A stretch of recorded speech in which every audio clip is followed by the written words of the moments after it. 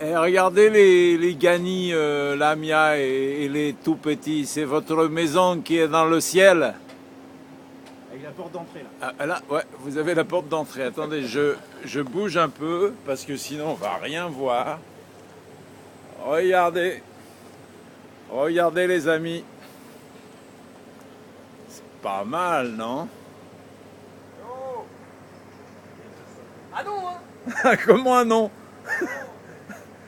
Vous allez être dans les journaux des Clés Sazal. Et en plus, vous serez aux 20h à la CMB, c'est pas mal, non?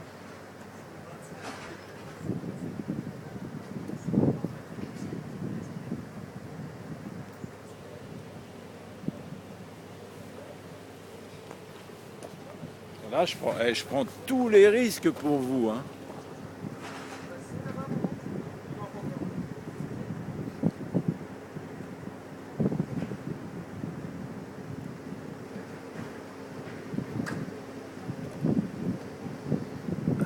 Un zoom sur la grue. Et vous voyez l'ajustement, comment il se fait. Voilà, là on le voit bien. Ça descend.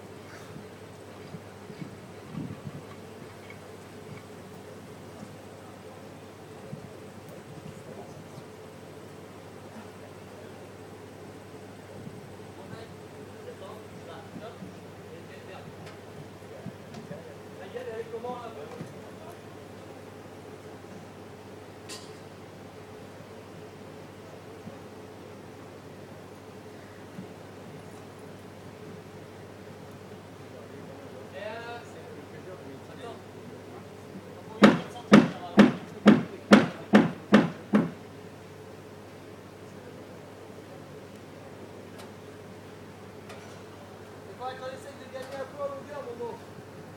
15 000. 15 millimètres, ouais. Ah, c'est à fond, alors.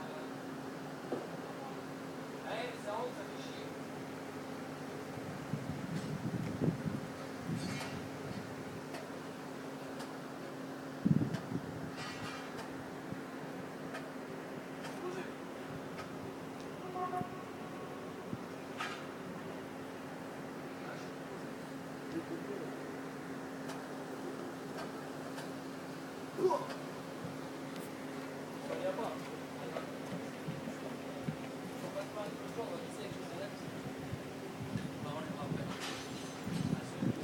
Ouais, ça va le ramener.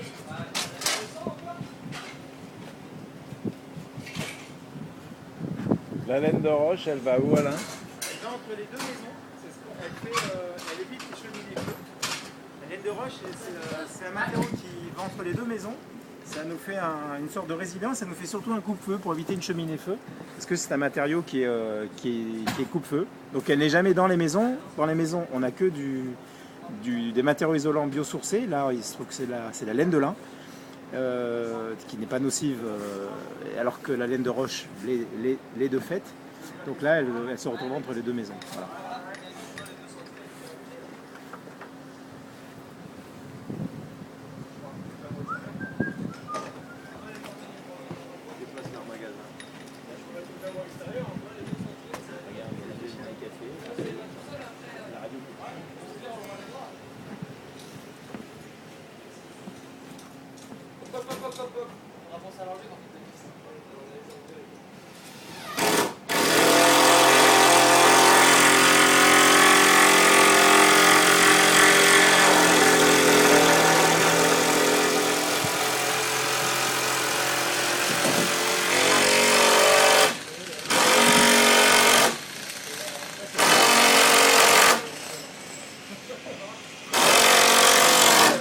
Alors, autre question.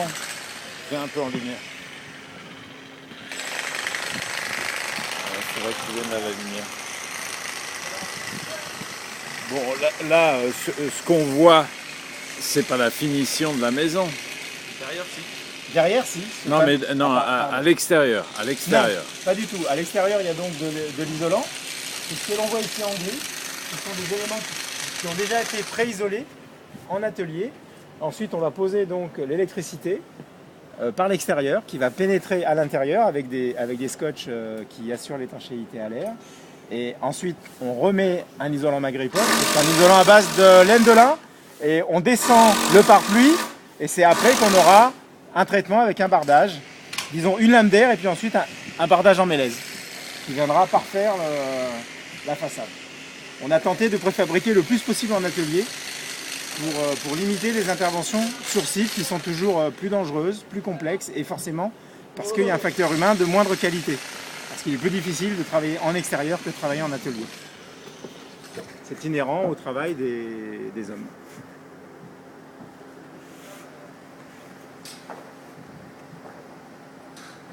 Ils rebougent là. Ils remettent en place ce grand panneau parce qu'ils n'étaient pas satisfaits, donc ils le déplacent pour pouvoir l'ajuster au plus précis. On voit bien les deux élingues qui tiennent ce panneau déplacés par la grue, comme tous ceux qui ont été amenés jusqu'ici.